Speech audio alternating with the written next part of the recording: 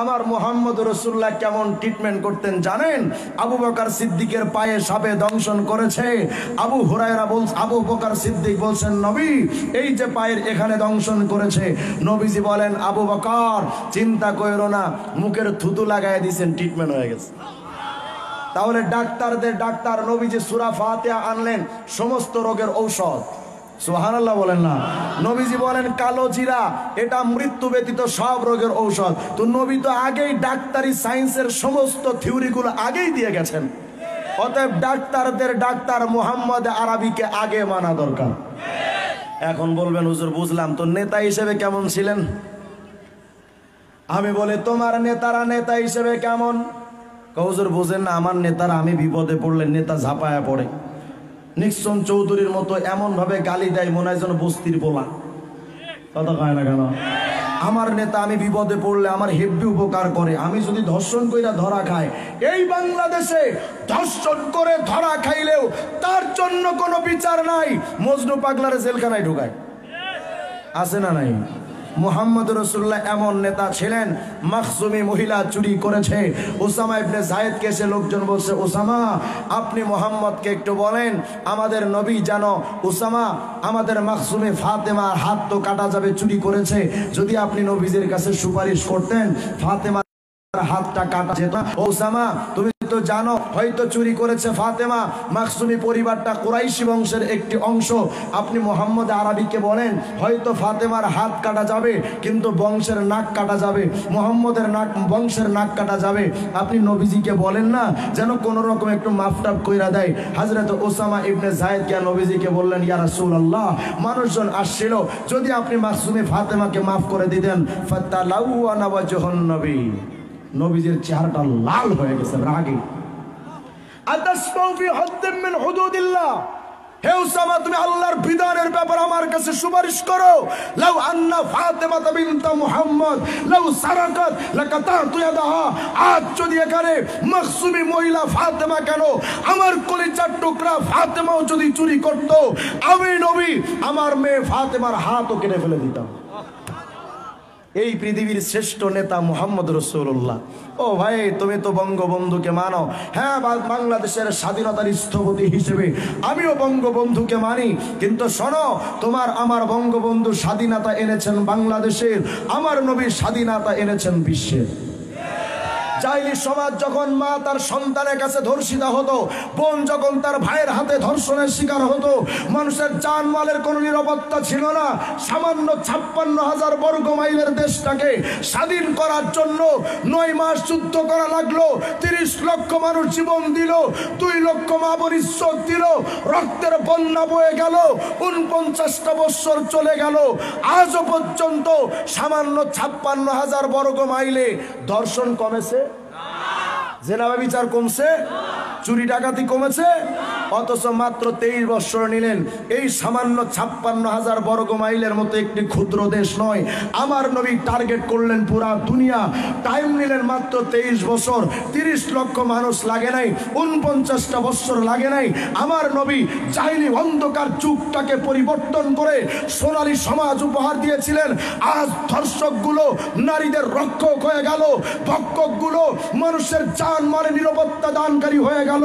অতএব আমি বুঝাতে চাচ্ছি, সামান্য 56,000 বর্গ মাইলের দেশটাকে স্বাধীন করার জন্য বঙ্গবন্ধুকে মানা যদি যুক্তিসঙ্গত হয়, বিশ্ব ভূখণ্ডে যেই নবী স্বাধীনতা এনেছেন বঙ্গবন্ধুর আগে মুহাম্মদ আরবিকে আগে মানা দরকার। আলহামদুলিল্লাহ আলহামদুলিল্লাহ ওয়া কাফা ওয়া সালামুন আলা ইবাদিহিল্লাযীনা ইসতাফা।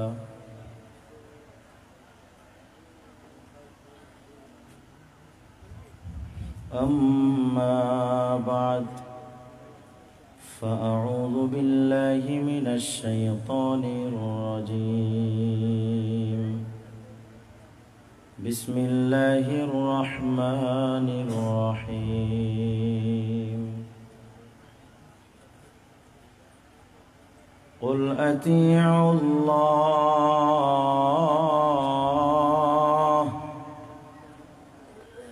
وأطيعوا الرسول وقال رسول الله صاحب القرآن حبيب الرحمن سيد المرسلين خاتم النبيين رحمة للعالمين سيدنا ونبينا ورسولنا وروحنا وقلبنا وعيننا محمد صلى الله تعالى عليه وعلى آله وصحبه والتسليم كل أمتي يدخلون الجنة إلا من أبى قيل ومن يأبى قال من أطاعني دخل الجنة ومن عصاني فقد أبى أو كما قال عليه الصلاة والسلام साहिल से लगेगा कभी मेरा भी सफीना মাইকের অপারেটর কোথায় সাউন্ডে কি হয়েছে তোমার সাউন্ড সন্ধ্যার পর থেকে বলা হচ্ছে এখনো সাউন্ড ঠিক করো না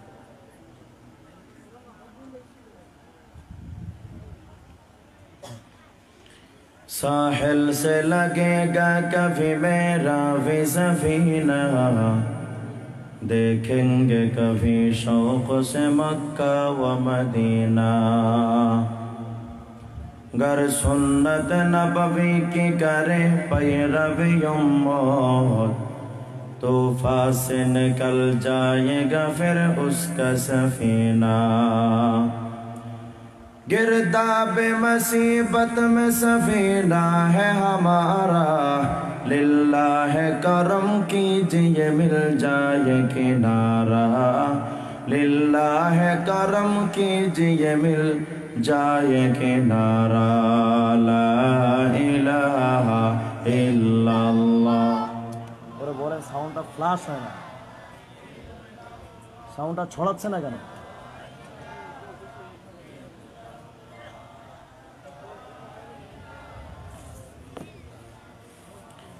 जोरे मोहब्बत ला इलाहा इल्लल्लाह ला इलाहा इल्लल्लाह ला इलाहा इल्लल्लाह अल्लाह अल्लाह अल्लाह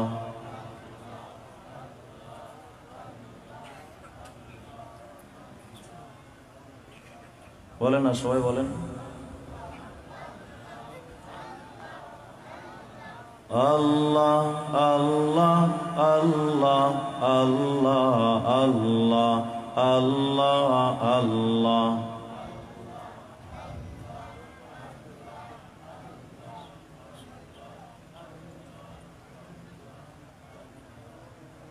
ইয়ে ভাই মাইকের সাথে আপনাদেরও সমস্যা হয়েছে জিকির করেন জোরে জোরে বলেন আল্লাহ আল্লাহ আল্লাহ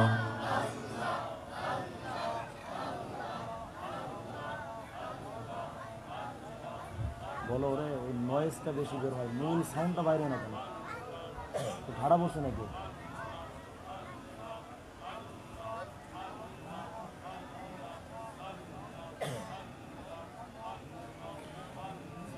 আল্লাহ আল্লাহ আল্লাহ আল্লাহ আল্লাহ আল্লাহ আল্লাহ আল্লাহ আল্লাহ আল্লাহ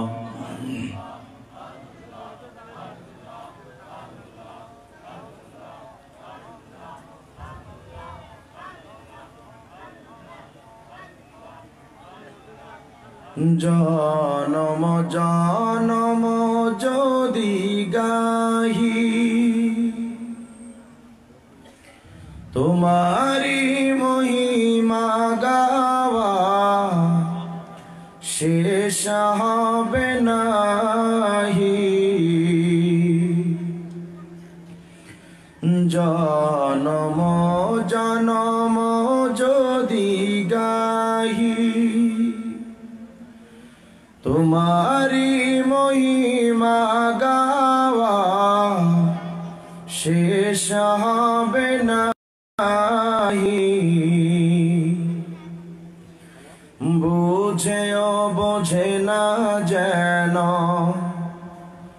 বুঝেও বোঝে না যেন সাহারায়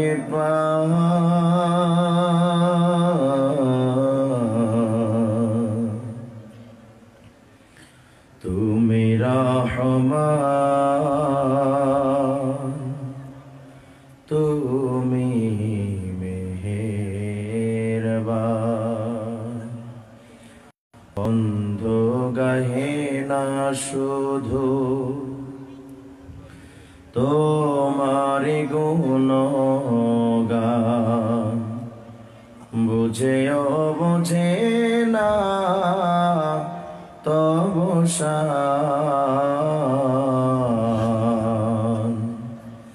তুমি রহমান, তুমি মেহেরবান। সবাই কণ্ঠ ছেড়ে চিৎকার দিয়ে আওয়াজ করে সমবেত কণ্ঠে উচ্চ আওয়াজে সবাই একসাথে বলেন আল্লাহু আকবার, সাল্লাল্লাহু আলাইহি ওয়াসাল্লাম, সাল্লাল্লাহু আলাইহি ওয়াসাল্লাম, সাল্লাল্লাহু আলাইহি ওয়াসাল্লাম। ঐতিহ্যবাহী দারুল কারীম মাদ্রাসার উদ্যোগে আয়োজিত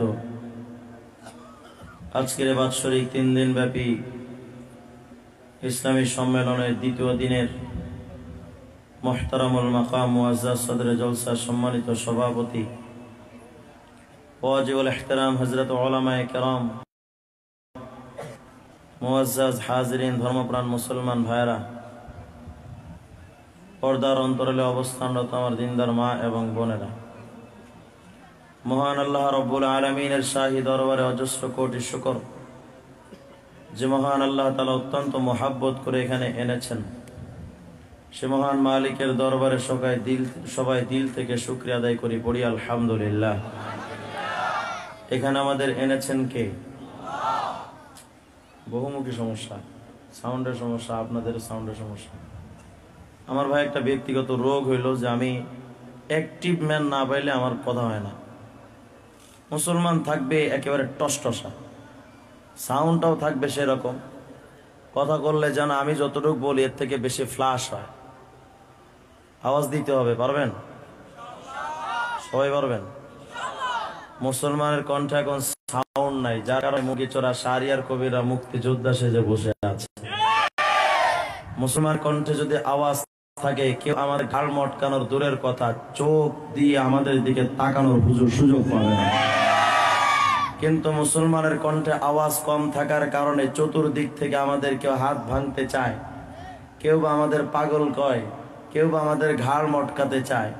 কিন্তু মুসলমান যদি আজও শাহজালাল ইয়ামানির মতো গর্জে ওঠেন, আল্লাহর কসম দিল্লির দাদা বাবুদের পেতাত্তা, গৌর গোবিন্দর পেতাত্তারা বাংলাদেশে ঠাই পাওয়ার সুযোগ পেত না। এজন্য মুসলমানের কণ্ঠে আওয়াজ থাকতে হবে। পারবেন? কারা কারা পারবেন? চিৎকার দিয়ে আল্লাহু আকবার। আমি বেশিক্ষণ কথা বলবো না, কারণ এই সাউন্ডে আমি কথা বললে আমার গলা নষ্ট করতে চাই না। অন্যান্য বক্তারা আছেন, শওকত ভাইকে আমি শ্রদ্ধা রেখেই তার মাহফিলে এসেছি, যেহেতু আমার প্রোগ্রাম আর একটা আছে, আমার এটা মূল প্রোগ্রাম না। শওকত ভাই মহব্বত করেন, তার মহব্বতে আসা, কিন্তু মহব্বতের খাতিরে তো গলা নষ্ট করতে পারি না। উনি যে সাউন্ড দিয়েছেন, এই সাউন্ডে ভাই হয়তো তাহিরের মতো মিলাদ পড়া যায়, কিন্তু মাহফিলে বয়ান করা যায় না। ওনারা কি কম টাকা খরচ করছেন? দেখেন তো কত কিছু আনছেন। এত টাকা খরচ করে এই যদি সাউন্ড দেন, তাহলে বক্তারা হয়তো 1 ঘন্টা 1.5 ঘন্টা বয়ান করলে স্ট্রোক করা লাগতে পারে। যদি এই সাউন্ড মমতাজ ভাবির আয়না দিতেন, এতক্ষণ পিঠে চামড়া থাকতো না। শুধু আমরা হুজুররাই শুধু সমস্যা, কারণ জানে তো নরম মানুষ, হুজুররা তো কিছু কইব না। মোহতারাম হাজিরিন, পবিত্র কালামে পাক থেকে একটা আয়াত আমি আপনাদের সামনে তেলাওয়াত করেছি। আল্লাহ তাআলা যদি চান, আয়াত এবং হাদিসকে সামনে রেখে মুলাখাস একটি সারাংশ আলোচনা আপনাদের জেহেনে দিয়ে আমি বিদায় নেব ইনশাআল্লাহ। আমার আলোচ্য বিষয় হলো, আমাদের নেতার নাম হলো মুহাম্মদুর রাসূলুল্লাহ। সবাই বলেন সাল্লাল্লাহু আলাইহি ওয়াসাল্লাম। আমাদের রব কে?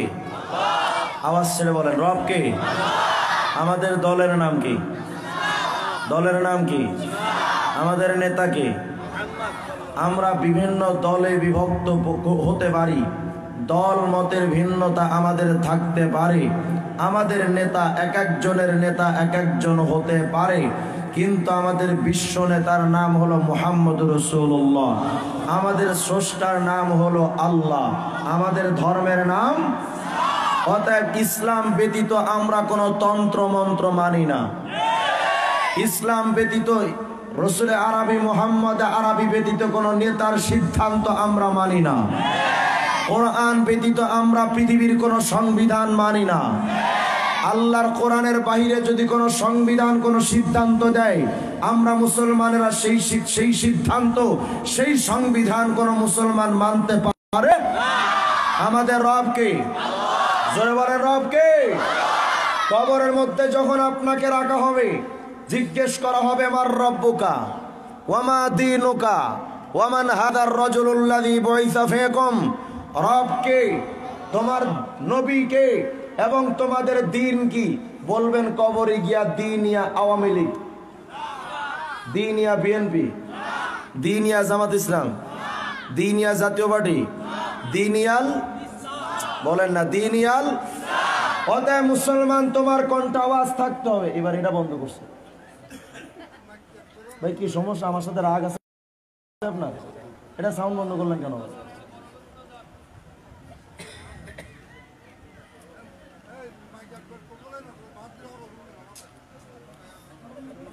আমরা সমস্যাই হলো যদি সাউন্ড ঠিক করতে যাই, বারবার বলবে দেখছেন হুজুর শুধু সাউন্ডের কথা কয় কেন, হুজুর বেয়াদব।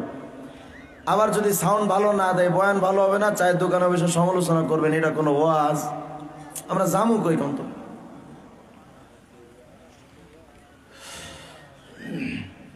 যা আছে কপালে, কবর জিয়ারত আছে, কবরের মধ্যে পরিচয় চলবে দিনিয়াল, বলেন দিনিয়াল। অতএব মুসলমান তোমার কোনটা আওয়াজ থাকতে হবে। হয়তো তুমি রাজনৈতিক দুনিয়ার স্বার্থে কেউ বিএনপি করো, কেউ বা তুমি আওয়ামী লীগ করো, কেউ বা তুমি পেটের ধান্দাই জাতীয় পার্টি করো, দুনিয়ার ক্ষমতার ধান্দাই এক একজন এক এক দল করো, কিন্তু আমাদের দলের চাইতে আমার ইসলাম বড়। অতএব মুসলমান তোমার কোনটা আওয়াজ থাকার দরকার। বিএনপির বিরুদ্ধে কথা বললে তুমি যেমন সহ্য করতে পারো না, আওয়ামী লীগের বিরুদ্ধে কথা বললে তুমি যেমন সহ্য করতে পারো না, তোমার নেতার বিরুদ্ধে কথা বললে তুমি যেমন সহ্য করতে পারো না, মুসলমান হিসেবে তোমার কোনটা আওয়াজ থাকার দরকার। ইসলামের বিরুদ্ধে কথা বললে তার ভাঙ্গা জবাব দেওয়া হবে তা। কারণ আমাদের কাছে দল বড় না ইসলাম, নেতা বড় না নবী, দুনিয়া বড় না আল্লাহ। অতএব আমাদের কণ্ঠে আওয়াজ থাকবে কার? হ্যাঁ, আল্লাহর কথা বলতে গিয়ে অনেক সময় তোমরা আমাদের হাত কেটে ফেলতে চাও, কেউ বা আমাদের ঘাড় মটকাতে চাও, কেউ বা আমাদের কণ্ঠ স্তব্ধ করতে চাও। বাংলাদেশের মামুনুল হক, ফাইজুল করিম, বাবুনগরী আর আলেমদের কণ্ঠ কারো বাপের দেওয়া কণ্ঠ নয়, আমাদের কণ্ঠ দিয়েছেন কে? আরো জোরে বলেন কে? এই কণ্ঠে আওয়াজ থাকবে কার? আমার গান সুরে ছন্দ কাহারো লাগে যদি মন্দ, আমার গান সুরে ছন্দ কাহারো লাগে যদি মন্দ, লেগেও যায় যদি দ্বন্দ্ব, তবু আমার গান আমার সুর কখনো হবে না বন্ধ। একা আল্লাহ বিনে কারো ভয় আমার দিলে নাহি রয়, জানি সে তো সত্যের জয় হবে হবে নিশ্চয়। ঠিক না বলেন? কোনটা আওয়াজ থাকবে কার? আজ বিশ্বব্যাপী আমার রাসূলকে অপমান করার জন্য চেষ্টা চালানো হচ্ছে। কখনো আমেরিকায় আমার রাসূলকে নিয়ে ব্যঙ্গ করে সিনেমা তৈরি করা হয়েছে, কখনো জাপানে আমার রাসূলকে ব্যঙ্গ করে রাষ্ট্রীয়ভাবে ব্যঙ্গচিত্র প্রদর্শনী করা হয়েছে। আমার বাংলাদেশেও কতিপয় নাস্তিকেরা আমার রাসূলকে নিয়ে প্রশ্ন ছুড়ে দিয়েছে, কেউ বা রাসূলের চরিত্রের উপর আঘাত হেনেছে, কেউ বা আমার রাসূলের মতবাদকে বাদ দেওয়ার জন্য দাবি করেছেন 1400 বছর আগের মতবাদ ডিজিটাল যুগে চলে না। অনেকে আবার আমার বাংলাদেশে বলেন ভিন দেশের মতবাদ স্বাধীন ভূখণ্ডে চলে না। অনেকে বিভিন্নভাবে আমার রাসূলকে নিয়ে প্রশ্ন তুলেছেন। আমি ওয়াজ করার জন্য আসি নাই, শুধু নাস্তিকদের এই জবাবগুলো দেওয়ার জন্য এসেছি। আমি আমার রাসূলকে মানি কেন, আমার মুহাম্মদ আরবিকে মানবো কেন, মুহাম্মদের মতবাদ এই পৃথিবীতে বর্তমান চলবে কেন, শুধু এই একটি বিষয় জবাব দেওয়ার জন্য আপনাদের সামনে কথা বলবো। খুব সংক্ষেপে আমি 15 থেকে 20 মিনিট কথা বলবো। শওকত ভাইকে বলবো বক্তা তৈরি রেখেন। 1 নাম্বার কথা, মুহাম্মদকে মানবো কেন। আমি প্রশ্ন করব, তুমি মানো কাকে? তুমি চুল কাটো কার মতো, পোশাক পরো কার মতো, দাড়ি রাখো কার মতো? বলে আমি চুল কাটি নেইমার মেসির মতো, আমি পোশাক পরি অমুক তমুকের মতো, আমি দাড়ি কাটি বিভিন্ন নায়কের মতো। আমার বাংলাদেশের নায়িকারা, ইন্ডিয়ার এক নায়িকা শুটিং করার সময় পায়জামার নিচে একটু ছিঁড়ে গেছে, বাঙালি মেয়েরা হেডারে ফ্যাশন বানাইছে। কথা হয় না কেন? বাংলাদেশের যুবকরা কানে দুল দেয়। কিরে কানে দুল দিছস কে? কৌজ সাকিব খানরে দেখছিলাম মুভির মধ্যে কানে দুল দিছিল, এই জন্য আমরা দুল দিছি। প্রশ্ন হলো কেন তুমি নায়ক নায়িকাদের মানো? বলে নায়ক নায়িকাদের চেহারা কত সুন্দর হুজুর, দেখছেন ওরা যা করে আমরা সেটাই করি, ওরা যা পরে আমরা তাই পরি, কিরণমালা পাখি জামা কটকটি, আছে না নাই? বোঝা গেল চেহারার কারণে কেউ কাউকে মানে। বাংলাদেশের সুশীল সমাজ তোমরা কাকে মানো? বলে আমরা জাফর ইকবালকে মানি, শাহরিয়ার কবিরকে মানি, হুমায়ুন আজাদ বেজাদকে মানি, অমুক তমুককে মানি। কেন মানো? বলে তারা শিক্ষাবিদ, তারা বুদ্ধিজীবী, বুদ্ধিজীবী হওয়ার কারণে, শিক্ষাবিদ হওয়ার কারণে আমরা তাদেরকে মানি। বুয়েটের ছাত্র তোমরা কাদের মানো? বলে আইনস্টাইনকে মানি, নিউটনকে মানি, ম্যাক্সওয়েলকে মানি, চার্লস ডারউইনকে মানি, অ্যারিস্টটলকে মানি, স্ট্রিং থিওরি মানি, ইবনে সিনাকে মানি। কেন মানো? বলে বিজ্ঞানে তাদের অনেক অবদান আছে, যারা বিজ্ঞান আবিষ্কার করেছেন আমরা বিজ্ঞানের ছাত্র, তাদেরকে মানি। আওয়ামী লীগের ভাই তুমি কাকে মানো? বলে বঙ্গবন্ধুকে মানি, বঙ্গবন্ধুর মতো শরীরে কালো কোট লাগিয়েছি। বিএনপি তোমরা কাকে মানো? জিয়াউর রহমানকে মানি। জাতীয়বাদী তোমরা কাদের মানো? বলে মাথা খারাপ এরশাদ চাচারে মানি, অমুক তমুককে মানি। এই পৃথিবীতে কেউ কাউকে মানে না? মানে না। কেন মানো? বলে তার মধ্যে এই যোগ্যতা আছে, যোগ্যতার কারণে, দক্ষতার কারণে, অভিজ্ঞতার কারণে, চেহারার সৌন্দর্যের কারণে অমুক তমুককে তোমরা মানো। চলো মুসলমান, তাহলে আমি তোমারে বলি আমি আমার নবীকে কেন মানি, নবীর মধ্যে কোন যোগ্যতা ছিল। আরে বিজ্ঞানের ছাত্র তোমরা তো বিজ্ঞানীদের মানো, ওদের মধ্যে যোগ্যতা শুধু বিজ্ঞানের যোগ্যতা। শাহরিয়ার কবিরকে মানো, ওদের মধ্যে যোগ্যতা শিক্ষার নয়, মুরগি চুরির যোগ্যতা। তোমরা কাদেরকে মানো? হুমায়ুন আজাদকে মানো, হ্যাঁ তাদের মধ্যে যোগ্যতা আছে, লুচ্চামির যোগ্যতা। তোমরা যাদেরকে মানো তাদের মধ্যে এক যোগ্যতা থাকলে আর এক যোগ্যতা নাই। তোমার শাহরিয়ার কবির, জাফর ইকবাল তারা শিক্ষাবিদ হতে পারেন, এক বিষয়ে যদি পিএইচডি করা থাকেন আর এক বিষয়ে কাঁচা থাকেন, কিন্তু এই পৃথিবীতে চেহারার সৌন্দর্যে, চরিত্রের সৌন্দর্যে, শিক্ষার চূড়ান্ত পর্যায়ের শিক্ষা, এই পৃথিবীতে বিজ্ঞানের সর্বোচ্চ শীর্ষ অবস্থান করা বিজ্ঞানী, ডাক্তারদের ডাক্তার, শিক্ষকদের শিক্ষক, রাজনীতিবিদদের নেতা, এই পৃথিবীর মধ্যে শ্রেষ্ঠ কোন মানুষ যদি সর্ববিষয় যোগ্যতা সম্পন্ন কোন ব্যক্তি থেকে থাকেন, যদি কোন ব্যক্তি এসে থাকেন, সেই ব্যক্তির নাম হলো মুহাম্মদ রাসূলুল্লাহ। অতএব যদি তোমরা এক যোগ্যতার কারণে অমুক তমুককে মানতে পারো, সর্বযোগ্যতায় যোগ্যতা সম্পন্ন ব্যক্তিত্ব আমি আমার নবীকে মানতে পারি। বলবেন হুজুর কি ছিল নবীর মধ্যে? চলো এক এক করে অতি সংক্ষেপে তোমাদের শোনাই। ও যুবক, তুমি তোমার নায়ক নায়িকাদের মানো চেহারার সৌন্দর্যের কারণে, চলো আমি আমার রাসূলের সৌন্দর্যের কথা তোমাকে শোনাই।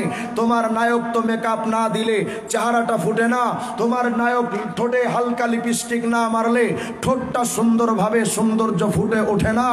তোমার নায়ক শুটিং করার সময় চেহারার উপরে যদি ঘামের দানা পড়ে থাকে, টিস্যু পেপার দিয়া না মুছলে তোমার নায়কের শুটিং করা যাবে না, বৃষ্টি দেখা যাবে। অথচ 1400 বছর আগে আমার রাসূলের যুগে যেই সময়ে কোনো মেকআপের আবিষ্কার হয় নাই, লিপস্টিকের আবিষ্কার হয় নাই, আইলাইনার মাস্কার, শ্যাম্পু, কন্ডিশনারের আবিষ্কার হয় নাই, এমন একটা কঠিন সময়ে আমার রাসূলের সৌন্দর্য কেমন ছিল জানো? নবীজির চেহারার উপরে যদি ঘামের দানা পড়ে থাকতো, কাআন্না আলা ওয়াজহিহি আর-রুম্মান, মনে হতো বেদানার দানা পড়ে আছে। নবীজির চেহারাটা কেমন সুন্দর ছিল। হযরতে আবু হুরায়রা রাদিয়াল্লাহু তাআলা আনহু বলেন, মা রাআইতু শাইআন আহসানা মির রাসূলিল্লাহি সাল্লাল্লাহু আলাইহি ওয়াসাল্লাম। এই আসমানের নিচে, জমিনের উপরে, এই বিশ্ব ভূমণ্ডলে আমি আবু হুরায়রা আমার দুই নয়ন যুগলে আমার নবীর চাইতে এত সুন্দর, এত চমৎকার, এত সৌন্দর্যমণ্ডিত কোন বিষয় আমি এই পৃথিবীতে দেখি নাই। কেমন সুন্দর ছিলেন। হযরত আব্দুল্লাহ ইবনে জাবের বলেন, রে বিশ্ববাসী শোনো,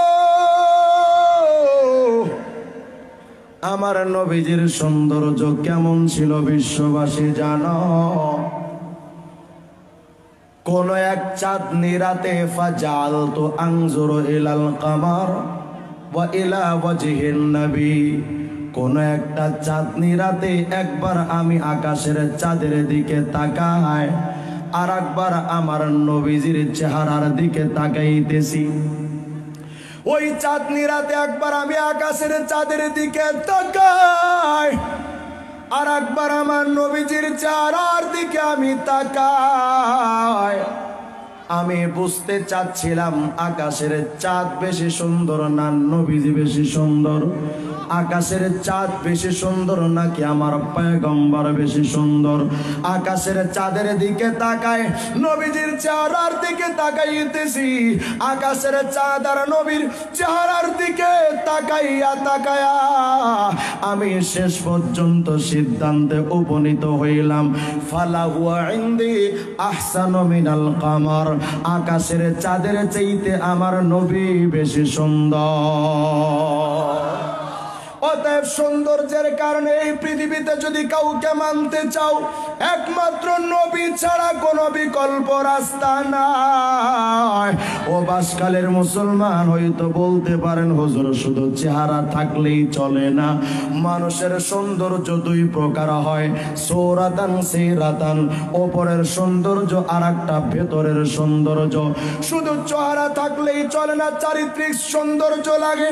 হুজুর জানতে চায়, এই পৃথিবীতে যদি কারো চেহারা সুন্দর থাকে কিন্তু ভেতরের চরিত্রটা ভালো না, কত মডেল নায়ক নায়িকাদের স্ক্যান্ডাল ভাইরাল হয়, এক্স ভিডিও ভাইরাল হয়, ওদের কিন্তু পৃথিবীর কেউ ওদের অনুসরণ করে না।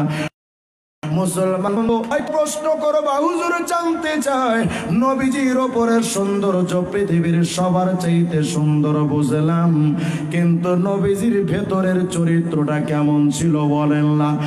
বাসকালের মুসলমান রে, নবীর ভেতরের চরিত্র কেমন কেমনে বলবো বলো? নবীজির ভেতরের চরিত্র কেমন কিভাবে তোমাদের বুঝাবো? আমি তো নবীজির সোহবত পাইলাম না, নবীজির চরিত্র তো সচক্ষে দেখলাম না, নবীর চরিত্র তো নিজের চোখে দেখলাম না যে তোমাদের বুঝাবো। কিন্তু এতটুকু বুঝি রে, এই পৃথিবীর কারো চরিত্র যদি বুঝতে চাও তার বিবির কাছে যাইয়া জিগাইও। কারণ স্বামী যত বড় ভালো চরিত্রের অধিকারী হোক না কেন, বিবি কোনোদিন স্বামীর প্রশংসা করে? ওটাই কয় না। দেখি কি যে শুরু করলাম আজকে, আল্লাহ ভালো জানে। এই পৃথিবীতে স্বামী যদি আব্দুল কাদের জিলানিও হয়, স্ত্রী ওই স্বামীর কাছে মুরিদ হয়? হয় কেন? কারণ স্বামী মনে মনে ভাবে তুমি কয় নাম্বার ভালো এবং চরিত্রবান মানুষ, আমলদার, এটা কেউ না জানলে আমি তো জানি। এই পৃথিবীতে স্ত্রী যদি কোনো স্বামীর ব্যাপারে বলেন আমার স্বামীর চরিত্র ভালো, তাহলে বুঝে নিও 99% ওই স্বামীর চরিত্র ভালো। তাহলে চলেন না এখন জায়গায় আম্মা জান নবীজির সহধর্মিনী আম্মা জান আয়েশা সিদ্দিকার কাছে গিয়া জিগায়, আম্মা নবীজির চরিত্র কেমন ছিল? আপনি তো সহধর্মিনী, আপনি জানেন। আম্মা জান, আপনার কাছে আমরা জানতে চাই, বলো আমাদের পয়গম্বর নবীর চরিত্রটা কেমন ছিল বলেন আম্মা। আম্মা জান আয়েশা সিদ্দিকা বলেন, ও দুনিয়ার মানুষেরই, আমার স্বামীর চরিত্র কেমন ছিল জানো? কানা খুলুকুহু আল কোরআন, এই কোরআনের মধ্যে যেমন কোনো ভেজাল নাই, আমার নবীর চরিত্রের মধ্যে কোনোই ভেজাল ছিল না। আমার নবী কেমন জানি একটা জীবন্ত কোরআন। হয়তো বলতে পারেন হুজুর মহিলারা তো স্বামীর ব্যাপারে একটু বাড়ায় বাড়ায় কয়, তো হতে পারে আম্মা জান আয়েশা তিনি বাড়িয়ে বলেছেন। তাহলে চলেন, ওয়ামান আসদাকু মিনাল্লাহি কিলা, এই পৃথিবীতে সাতবক জমিন আসমানের মধ্যে, কুল কায়নাতের মধ্যে সত্যবাদী যদি কেউ থেকে থাকেন, সত্যবাদীদের সর্বোচ্চ অবস্থান যিনি করছেন, তার নাম কি? কতক্ষণ তার নাম কি? আল্লাহ জীবনে কোনোদিন টাল বাহানার সুযোগ নেন? মিথ্যার আশ্রয় নেন? আল্লাহর কথার মধ্যে কোনো সংশয়ের অবকাশ আছে? আল্লাহর কাছে জিজ্ঞান, আল্লাহ আপনার রাসূলের চরিত্র কেমন কন্যা? আল্লাহ পাক বলে, দুনিয়ার মানুষ, হে রাসূল আপনি আপনার উম্মতদেরকে জানায়া দেন, ওয়া ইন্নাকা লাআলা খুলুকিন আযীম। এই বিশ্ব ভূমণ্ডলে আল্লাহ এ কথা বলেন নাই যে নবী আপনার চরিত্র ভালো, এটা বলেন নাই। আপনার চরিত্র উত্তম চরিত্র, এ কথাও আল্লাহ বলেন নাই। আল্লাহ বলছেন, নবী ওয়া ইন্নাকা, আপনি লাআলা খুলুকিন আযীম, এই পৃথিবীর মধ্যে যত উত্তম চরিত্র হতে পারে সমস্ত চরিত্রকে হার মানিয়ে আপনি উত্তম চরিত্রের উপরে চলে গেছেন। মানে আপনি চরিত্রকে কন্ট্রোল করেন, চরিত্র আপনাকে কন্ট্রোল করে না। সুবহানাল্লাহ বলেন।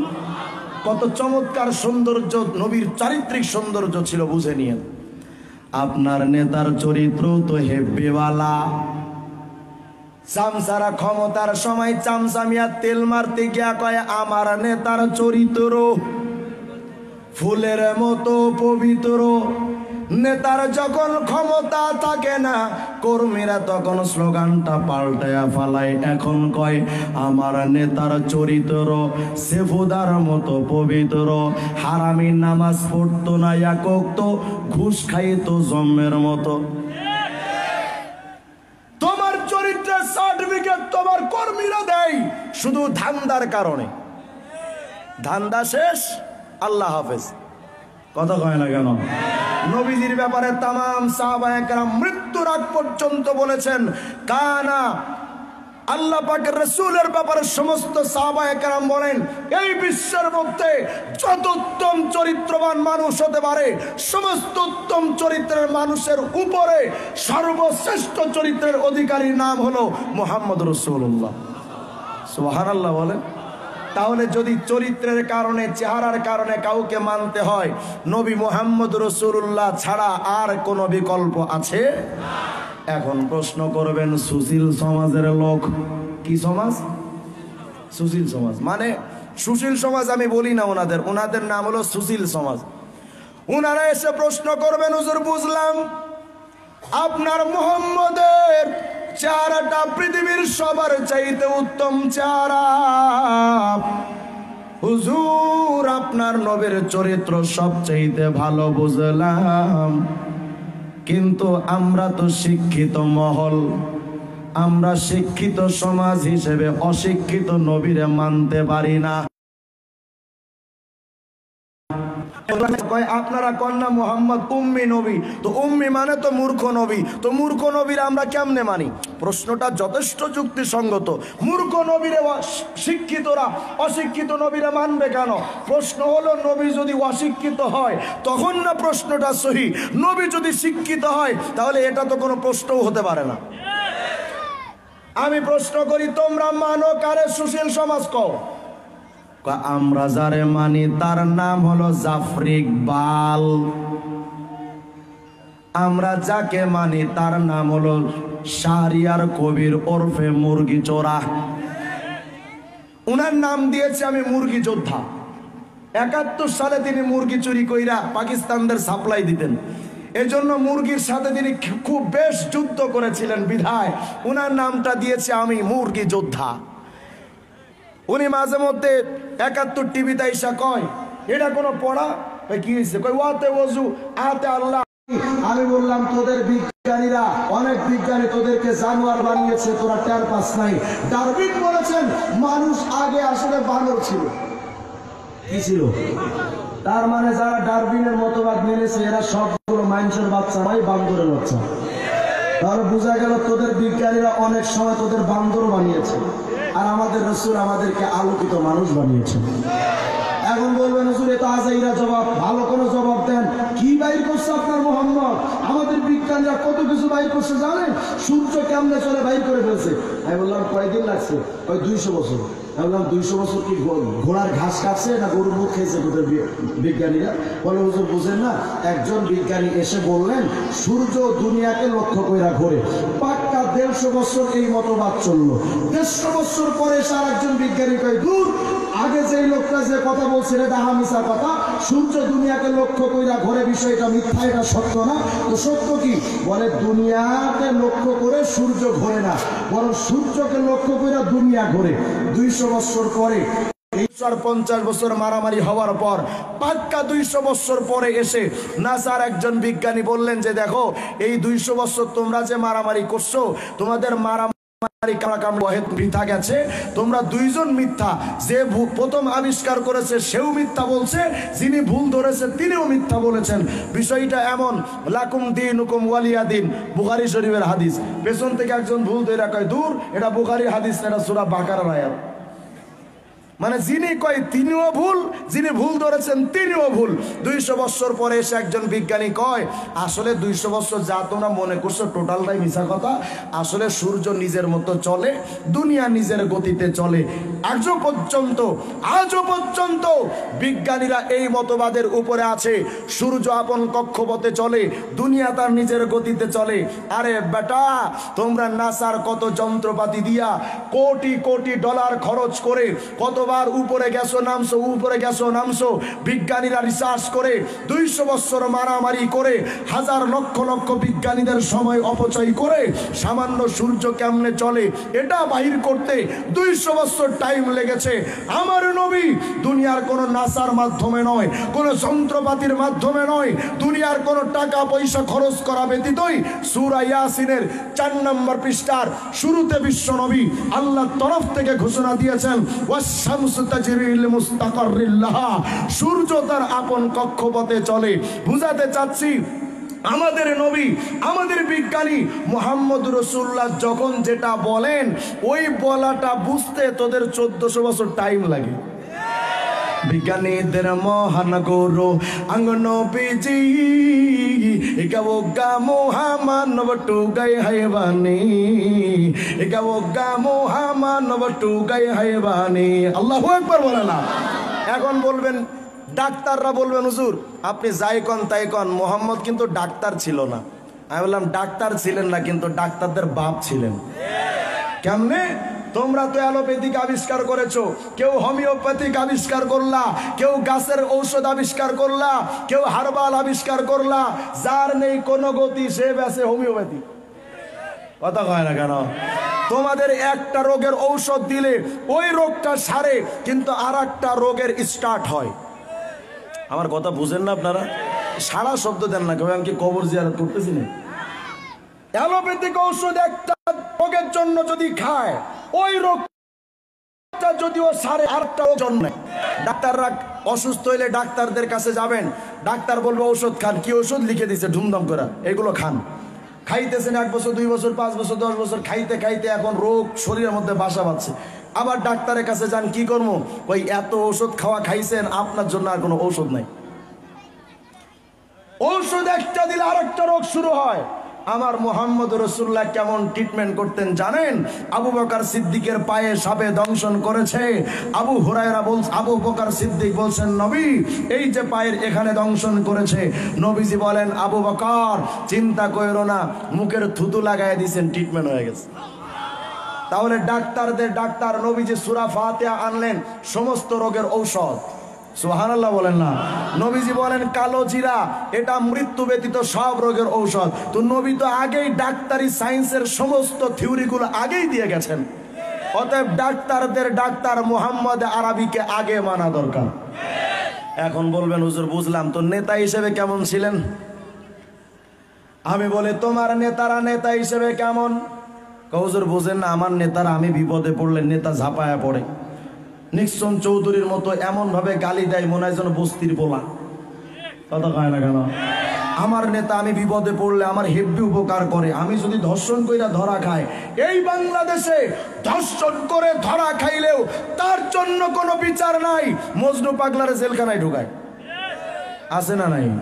মুহাম্মদ রাসূলুল্লাহ এমন নেতা ছিলেন, মাখজুমি মহিলা চুরি করেছে, ওসামা ইবনে যায়েদকে এসে লোকজন বলছে, ওসামা আপনি মুহাম্মদকে একটু বলেন আমাদের নবী জানো ওসামা আমাদের মাখজুমি ফাতেমার হাত তো কাটা যাবে, চুরি করেছে, যদি আপনি নবীজির কাছে সুপারিশ করতেন ফাতেমা হাতটা কাটা যেত। ওসামা তুমি তো জানো হয়তো চুরি করেছে ফাতেমা, মাখজুমি পরিবারটা কুরাইশি বংশের একটি অংশ, আপনি মুহাম্মদ আরবিকে বলেন হয়তো ফাতেমার হাত কাটা যাবে কিন্তু বংশের নাক কাটা যাবে, মুহাম্মদের নাক বংশের নাক কাটা যাবে, আপনি নবীজিকে বলেন না যেন কোন রকম একটু মাফটাপ কইরা দেয়। হযরত ওসামা ইবনে যায়েদ কে নবীজিকে বললেন, ইয়া রাসূলুল্লাহ মানুষজন আসছিল, যদি আপনি মাখজুমি ফাতেমাকে মাফ করে দিতেন। ফাতালাওয়ানা ওয়াজহুন নবী, নবীজির চেহারাটা লাল হয়ে গেছে রাগে। আতাসমাউ ফি হুদ্দিন মিন হুদুদিল্লাহ, হে উসামা তুমি আল্লাহর বিধানের ব্যাপারে আমার কাছে সুপারিশ করো। লাউ আন্না ফাতেমা বিনত মুহাম্মদ লাউ সারাকাত লাকাতাতু ইয়াদাহা, আজ যদি এখানে মাখজুমি মহিলা ফাতেমা কেন আমার কলিজার টুকরা ফাতেমাও যদি চুরি করত, আমি নবী আমার মেয়ে ফাতেমার হাতও কেটে ফেলে দিতাম। এই পৃথিবীর শ্রেষ্ঠ নেতা মুহাম্মদ রাসূলুল্লাহ।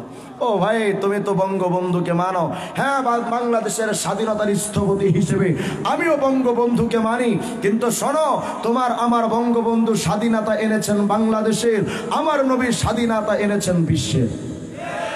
জাহিলি সমাজ যখন মা তার সন্তানের কাছে ধর্ষিতা হতো, বোন যখন তার ভাইয়ের হাতে ধর্ষণের শিকার হতো, মানুষের জানমালের কোনো নিরাপত্তা ছিল না।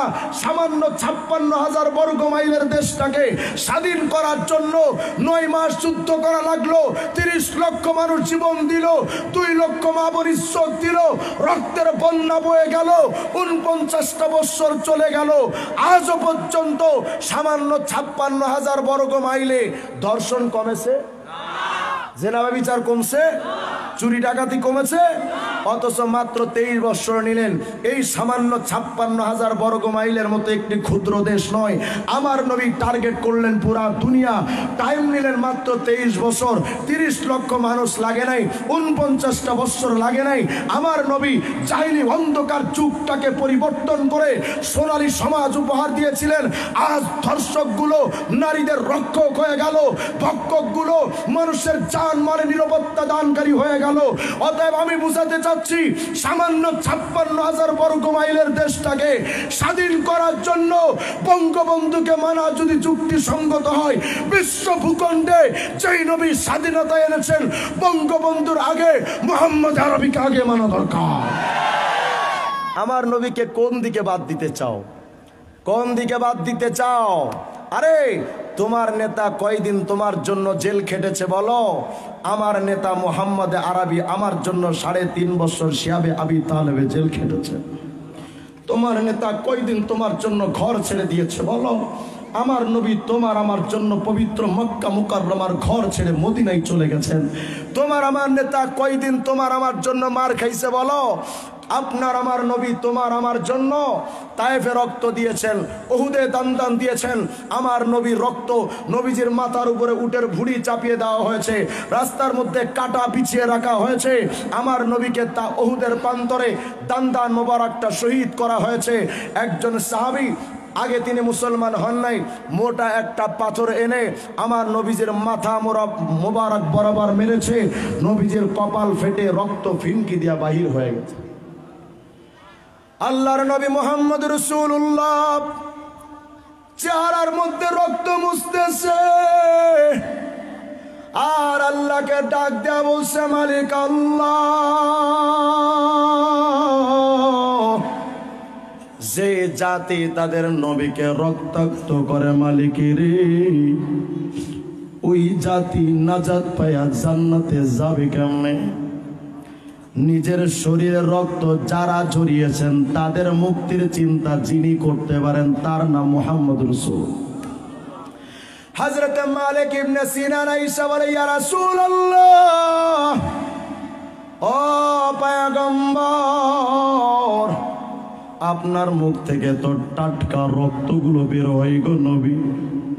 মালিক ইবনে সিনান আয়েশা নবীজের মুখের সাথে মুখটা লাগাইছে। মালিক ইবনে সিনান মুখের সাথে ঠোঁটটা লাগায়া রক্তগুলো মুখের মধ্যে চুষে নিছে। নবীজি বলেন, মালিক রে, তুমি আজকে যেই কামটা করলা আল্লাহ পাক রব্বুল আলামিন তোমাকে কখনো জাহান্নামে দেবেন না। নবীজি উহুদের ময়দানে মার্কা পড়ে রইছে নিচু জায়গায়। নবীজির ইচ্ছা হইলে একটু উপরের জায়গা উঠবেন, নবীজির শরীরের মধ্যে এতটুকু শক্তি নাই, নবীজি উপরে উঠতেও পারবেন না। হযরতে তালহা আয়েশা নবীজির জন্য পিঠটা বিছায় দিয়েছেন। নবী গো, আমার পিঠের উপরে পা রেখা পিঠটারে সিঁড়ি বানায়া তারপরে উপরে ওঠেন গো নবী। হযরতে তালহা আয়েশা বলে, ইয়া রাসূলুল্লাহ, নাহরি দুনা নাহরিকা, নবী গো, আমি তালহা যতক্ষণ পর্যন্ত জিন্দা, ওগো নবী, আপনার বুকের মধ্যে আমি তীর ঢুকতে দিব না। যত তীর আসবে আপনার দিকে যারা মারবে রাসূল গো, সমস্ত তীরগুলো আমার বুকের মধ্যে নিব। ইয়া রাসূলুল্লাহ, আপনার বুকে কোনো তীর ঢুকতে দিব না। সামনে থেকে, পেছন থেকে, ডানে বামে থেকে, চতুর্দিক থেকে তীর আসতেছে, মোটা মোটা তীর। আর তালহা বুকের মধ্যে তীরটা ঢুকায় নাই, আর বলে, বেঈমানের দল, তীর যদি মারতে মনে চাই আমি তালহারে মার, আমার নবীর কলিজায় মারিস না। মুসলমান ভাইরা কথাগুলো বুঝবার জন্য চেষ্টা করেন। তোমার নেতা কয়দিন তোমার জন্য মার খাইছে? তোমার নেতা কয়দিন তোমার নাজাতের চিন্তা করেছেন? স্বার্থ শেষ হয়ে গেলে নেতা আর থাকে না। ভোটের ধান্দা না থাকলে নেতাও তো থাকে না। কিন্তু তোমার আমার নবী মৃত্যু ইন্তেকালের সময় নবীজি বলেন, আসসালাত আসসালাত, নামাজ পড়িস জান্নাতে যাওয়ার জন্য। তখনও তোমার দিক নির্দেশনা দিয়ে গেলেন তোমার আমার নবী। অনেকে মুসলমান তো এমন আছে এখন পীরকে মানতে গিয়া নবীরে হারাইছো। মনে রাখবা, তোমার এই পৃথিবীতে যদি কাউকে পীর মানতে হয়, বিশ্ব নবী আবু বকর সিদ্দিকের পীর নবী মুহাম্মদ আরবির নিয়ম ছাড়া কোনো পীর মানা যাবে? যাবে? যদি তোমার পীর আইসা কয় নামাজের মতো নামাজ হইলে 3 রাকাতই যথেষ্ট, মানা যাবে? মৃত্যুর আগ পর্যন্ত আমার নবী 5 ওয়াক্ত নামাজ ছেড়েছেন। তোর এই পীরগুলো পাইলো কই? এখন তো আপনাদের চট্টগ্রামে কত পীর আবিষ্কার হয়েছে। রাত্রবেলা ঘুমাইলাম 13টা পীর, সকালে উঠা দেখি 15টা। কথা কয় না কেন? এই বাংলাদেশে ইয়াবা বাবার যেমন অভাব নাই, পীর বাবারও অভাব নাই। কথা কয় না কেন?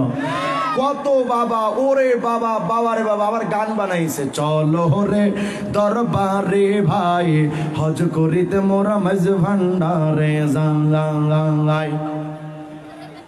আছে না নাই? এই বাংলাদেশে গাঞ্জা টানার সবচাইতে নিরাপদ জায়গা ভণ্ডদের মাজার। গাঞ্জা টানার জন্য এর চাইতে নিরাপদ জায়গা বাংলাদেশে আর নাই। এজন্য আমি বললাম গানটা তো বেটা এমন ছিল, শোনো রে মুসলমান ভাই, গাঞ্জা টানতে ওরা মাঝে ভান্ডারে যায়, আমার মরণকালে ডোলবাসি বাজাইও। আছে না নাই? আমার মরণ কালে ঢোল বাঁশি বাজাইও দরবারি ভাইও মরণ কালে ঢোল বাঁশি বাজাইও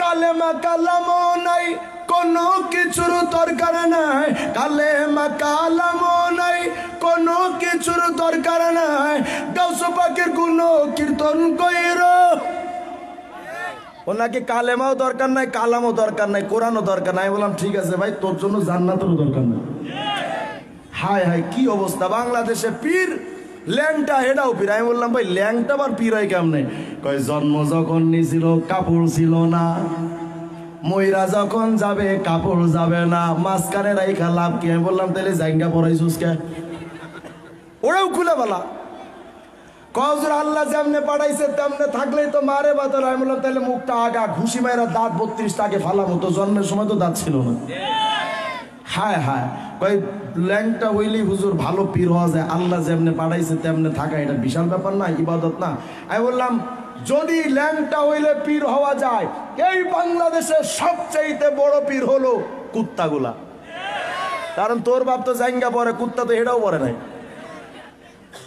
কি একটা অবস্থা সমাজের মধ্যে আমি রাহমানিয়া মাদ্রাসায় যখন পড়তাম 2010 সাল পর্যন্ত এক বাবা ছিল বাবা হায়দার আলী 45 বছর গোসল করে না কয় বছর যেই রাস্তা দিয়ে হেঁটে যেত ওই রাস্তা আধা ঘন্টা যাওয়া যেত না মনে হতো কোনো বাথরুমের টাঙ্কি নিয়ে গেছে এটাও পীর চিন্তা করেন আমরা যাচ্ছি কোথায় হিন্দুরা দুর্গা মায়ের পায়ে গিয়া সেজদা দেয় মুসলমান দুর্গা বাবার পায়ে গিয়া সেজদা দেয় হিন্দুরা দুর্গা মায়ের কাছে গিয়া মান্নত করে মুসলমান দুর্গা বাবার কাছে মান্নত করে হিন্দুরা দুর্গা মায়ের কাছে সন্তান চায় মুসলমান দুর্গা বাবার কাছে সন্তান চায় আমরা তাকায় দেখলাম হিন্দুদের মা আছে বাবা নাই আর গিয়াসউদ্দিন তাহিরিদের বাপ আছে মাগার মা নাই কিন্তু ওরাও যে কাম করে এরা তাই করে তেমন কোনো তফাৎ নাই আমি বললাম ওদের মা আর তোদের বাবা আলাদা কাঙ্গালের মতো রাইখা লাভটা কি বলো ওদের মা তোদের বাপ এক জায়গায় আইনা বিয়া করায়া দে কারণ আমাদের বুঝতে আসলে বাকি নাই তোরা আসলে চোরে চোরে তালতো ভাই তোদের কোনো বিভেদ নাই বাবার কাছে গিয়া কয় বাবা সন্তান দে তালাশ করে দেখলাম বাবার কপালে ঠাডা পড়ছে বাবারই সন্তান নাই আছে না নাই সন্তান দেওয়ার মালিক কে এই মাথা অবনত হবে একমাত্র কার সামনে সালমান ফার্সি একদিন নবীজির পায়ে গিয়া সেজদা দিলেন নবীজি বলেন খবরদার সালমান লা তাসজুদ লি ইয়া সালমান খবরদার সালমান আমার পায়ে সেজদা দিবি না ওয়াসজুদ লিল হাইয়্যিল্লাযী লা ইয়ামুত এমন স্রষ্টাকে সেজদা দাও যেই স্রষ্টা কখনো মৃত্যুবরণ করবেন না তাহলে নবীজি বললেন সেজদা দিতে হবে এমন মানুষকে যিনি মরণশীল নাকি আমরণ তাহলে নবী বললেন যিনি মৃত্যুবরণ করবেন না তাকে সেজদা দাও কপাল ফাটা মুসলমান জাতি মরা পীরের কবরে সেজদা দেয় আবার গান বানাইছে কেরামান কাতিবিন রোজা হাসরের দিন আল্লাহর কাছে যদি করে অভিযোগ আমি বলবো দুনিয়ায় ছিলাম ল্যাংটা পীরের লোক আচ্ছা বলেন এই কথা কইলে কিয়ামত উপায় থাকবে আমি ভাবলাম তাইলে গানটা তো একটু পাল্টানো দরকার আমিও বানাইছি কেরামান কাতিবিন পাইবে যেদিন তোরা যারা ছিলি ল্যাংটা পীরের লোক তোদের জুতা মাইরা কইব জাহান্নামে ঢোক গানটা যদি এমন হইতো কেরামান কাতিবিন রোজা হাসরের দিন আল্লাহর কাছে যদি করে অভিযোগ আমি বলবো দুনিয়ায় ছিলাম মুহাম্মদের লোক रोज़े माशर में जब हमें ले लेके जाएगा मैं रो रो के कह देगा कि हम उम्मत हो मुहम्मद का गिरदाब मुसीबत में सफीना है हमारा गिरदाब मुसीबत में सफीना है हमारा लिल्लाह करम कीजिए मिल जाए किनारा कर सुन्नत नबवी की करे पैरवी उम्मत तूफान से निकल जाएगा फिर उसका सफीना মুসলমান সাইয়েদনা পয়গম্বর নূহ আলাইহিস সালামের সময়, মহাপ্লাবনের সময় যেই সমস্ত উম্মতেরা নৌকার মধ্যে উঠেছে, ওই উম্মতেরা মহাপ্লাবন থেকে যেমন বাইচা গেছে, ওরে উম্মতে মুহাম্মাদি রে, তোমরা যদি আজকে নবী মুহাম্মদ আরবির সুন্নতের নৌকার মধ্যে যদি উঠতে পারো, আল্লাহর কসম কইরা বলে সুন্নতের নৌকা তোমার তরাইয়া তোমাকে জান্নাতে দাখিল করায়া দেবে। অতএব তোমার ব্যক্তি জীবন, পারিবারিক জীবন, রাষ্ট্রীয় জীবন, আন্তর্জাতিক অঙ্গন, তোমার শিক্ষা প্রতিষ্ঠান, তোমার পীর মুরিদি, তোমার অর্থনীতি, তোমার সমাজনীতি, তোমার রাজনীতি, সর্বক্ষেত্রে মুহাম্মদকে মানতে হবে। আজ আমার বাংলাদেশে কতিপয় নাস্তিক্যবাদ বলে রাষ্ট্র আর ধর্ম একসাথে চলতে পারে না। আমি বলি, যেই রাজনীতির কারণে সুবর্ণচরে 4 সন্তানের জননীকে গণধর্ষণ শিকার দেখতে হয়, ওই রাজনীতির সাথে আসলে ধর্ম চলে না। তবে আমাদের কথা শুনেন, গত কয়েকদিন আগে রাশেদ খান মেনন আপনি বলেছেন সৌদি আরবের সংস্কৃতি বোরকা, হিজাব, নিকাব স্বাধীন ভূখণ্ডে চলতে পারে না, ভিন্ন দেশের সংস্কৃতি আমার বাংলাদেশে চলতে পারে না। রাশেদ খান মেনন, সৌদি আরবের সংস্কৃতি যদি বাংলাদেশে না চলে, তোমার দাদা রবি ঠাকুরের জাতীয় সঙ্গীত, ইন্ডিয়ার জাতীয় সঙ্গীত কেমনে চলে? সৌদি আরবের সংস্কৃতি বাংলাদেশে চলে না। স্টার জলসা না দেখলে তোদের ঘুম ভাঙে না। রাশেদ খান মেনন শোনেন, সৌদি আরবের সংস্কৃতি, মুহাম্মদের সংস্কৃতি যদি এই বাংলাদেশে চলতে না দেওয়া যায়, আপনি যেই রাজনীতি করেন, আপনার সমাজতান্ত্রিক রাজনীতি রাশিয়ার রাজনীতির কপালে জুতা মারা দরকার। অতএব আমাদের শেষ সিদ্ধান্ত, মুহাম্মদ আরবির মতবাদ ছাড়া ভিন্ন কোনো কিছু মানা যাবে না। যদি আপনি এই দুনিয়ার 7 আসমান জমিনে দুনিয়ায় সর্বক্ষেত্রে যদি মুক্তি পেতে চান, নবীজির সুন্নাত নাজাতের পথ, নাজাতের একমাত্র মত আর পথ মদিনাওয়ালার সুন্নাত। সুন্নাত মানে শুধু মেসওয়াক করা নয় বেটা, সুন্নাত মানে শুধু টুপি মাথায় দেওয়া নয়, রাষ্ট্র চালাবেন নবীর তরিকায়, ওটাও একটা নবীর সুন্নাত। এই সুন্নাত মানে আবার মানে মারাত্মক গুনাহ হবে না, এই সুন্নাত নয়। এই সুন্নাত মানে হলো নবীর নীতি, নবীজির সর্বক্ষেত্রে তোমার ব্যক্তি জীবন, পারিবারিক জীবন, সামাজিক জীবন, রাষ্ট্রীয় জীবন, তোমার পীর মুরিদি, তোমার শিক্ষা প্রতিষ্ঠান, অর্থনীতি, সমাজনীতি, রাজনীতি, গোটা বিশ্বের সমস্ত স্ট্রিং থিওরি কো বাদ দিয়ে তোমার মুহাম্মদ আরবির থিওরি নিয়ে যদি আজ বিশ্ব ভূমণ্ডল যদি চলতো, রিহানের মাধ্যমে কোনো 17 বছরের তরুণী গণধর্ষণের শিকার হয়ে অতিরিক্ত ব্লাড বের হওয়ার কারণে মৃত্যুর দুয়ারে ভেসে পড়তো না। এর জন্য আজকে থেকে আমাদের সিদ্ধান্ত হতে হবে, আমরা সেই নেতাকে মানব যেই নেতা সুন্নাতের কথা বলেন, আমরা সেই বক্তার কথা শুনব যেই বক্তা সুন্নাতের কথা মানে বলেন, আমরা সেই পীরকে মানব যেই পীর সুন্নাতের কথা বলেন, আমরা সর্বক্ষেত্রে যিনি সুন্নাতের পক্ষে কথা বলবেন, নবীর আদর্শের পক্ষে কথা বলবেন, সেই নবীর সিদ্ধান্ত বা মানব।